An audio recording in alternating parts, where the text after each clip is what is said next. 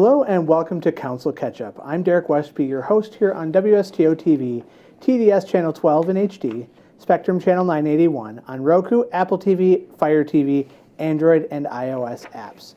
So glad to have you with us as we talk to Mayor Swadley about the July 11th, 2023 council meeting. Welcome. Morning. So we had the consent agenda and all that stuff where you appointed a couple of people to some non-standing and standing committees. Then we got on to old business, which was a second reading of Ordinance 21 to amend the no parking sections up by the high school. Yeah, so we received a request from the police department to move the parking back on Wilson Street at Lincoln 40 feet on the one side in order to have better vision for pedestrians, bicyclists, and traffic going to and from the high school. And did that pass? It did. All right. And then Resolution 105, amend the City of Stoughton investment policy.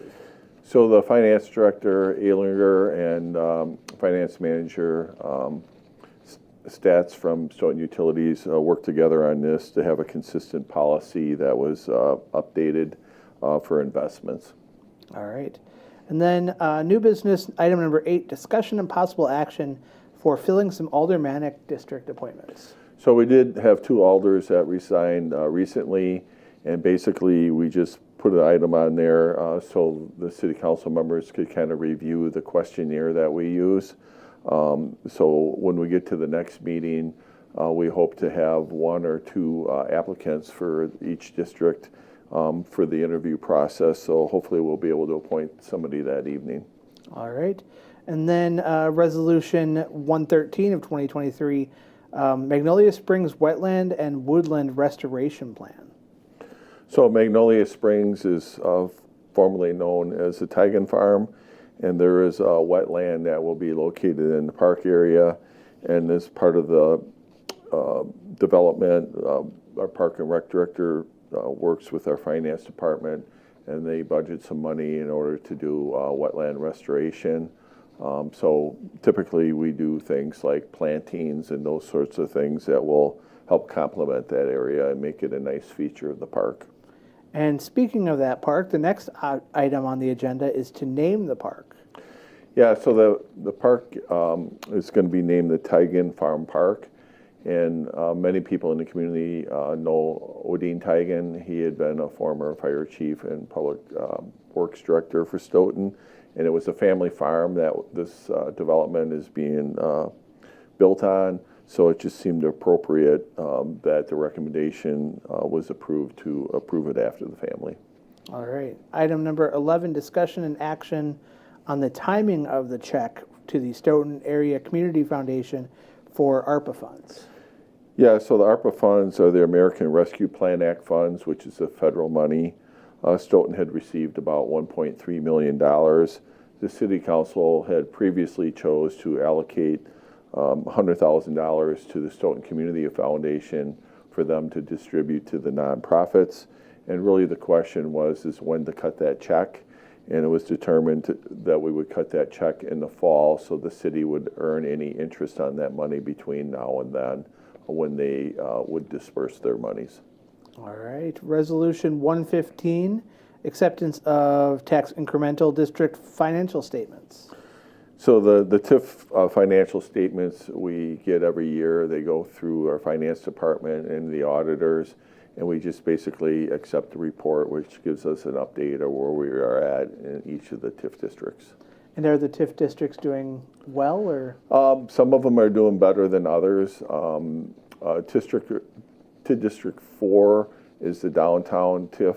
That one has done really well. It'll be closing here in a few years. We may have an opportunity to extend it under state law to allocate additional money for workforce housing.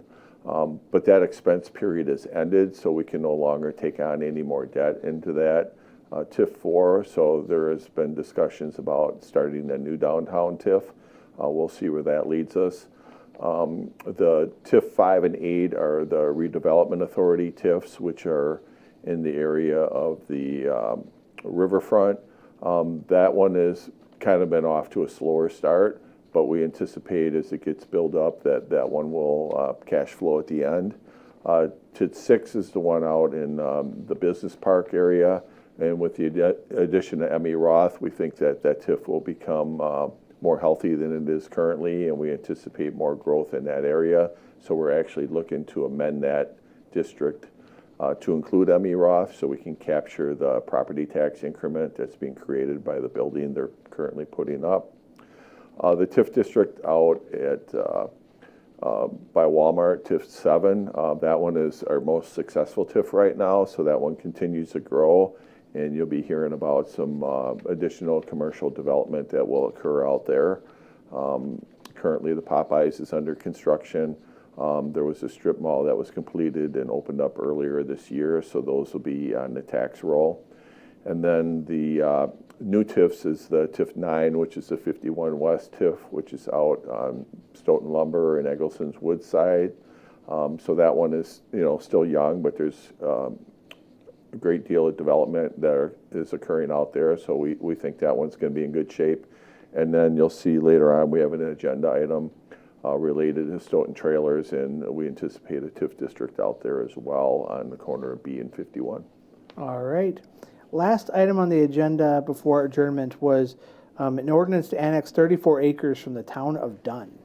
Yeah, so this is a piece of property that Stoughton Trailers is looking to acquire from the Linneroods on the west side of 51. So currently near Stoughton Lumber, there's some land there that's being developed by Dvorak. Dvorak also has a piece of land where the dirt pile is on the corner of 51 and B, and in between there's some acreage there that Stoughton Trailers would like to acquire, and as part of that, they would like to have that annexed into the city for future development. And at the same time that we're looking to get this annexed, we also are looking at including all the land on the west side as well as the east side into the urban service area amendment. That way we can have a nice organized plan for the stormwater management system and be able to develop that in an orderly process so it all works together at the end. So we did receive a letter from the Department of Administration that says that it is in the public interest to do this, so we anticipate that will be approved. Awesome. And that was all we had for the July 11th, 2023 council meeting. Thanks for joining us on Council Catch Up. Have a great day.